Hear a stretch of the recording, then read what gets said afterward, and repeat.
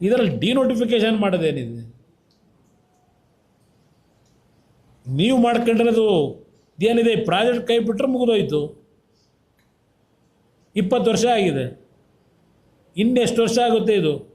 ಸುಮ್ಮನೆ ಅದು ಮಾಡ್ತೀವಿ ಇದು ಮಾಡ್ತೀವಿ. ಬೆಂಗಳೂರು ನಗರನೇ ನಿಮ್ಮ ಯೋಗ್ಯತೆ ಸರಿಪಡಿಸ್ಕೊಳ್ಳೋಕ್ಕಾಗಿಲ್ಲ ಇನ್ನು.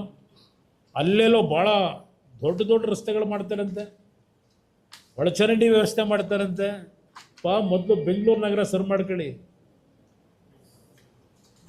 ಸಿಂಗ್ಪುರ ಮಾಡ್ತೀವಿ ಅಂತ ಹೇಳಿ ಇವತ್ತು ಹಲವಾರು ಪ್ರದೇಶದಲ್ಲಿ ಒಂದು ಗಂಟೆ ಮಳೆ ಆಯಿತು ಅಂದರೆ ಒಂದೊಂದು ಮಂಡಿ ಉದ್ದ ನೀರು.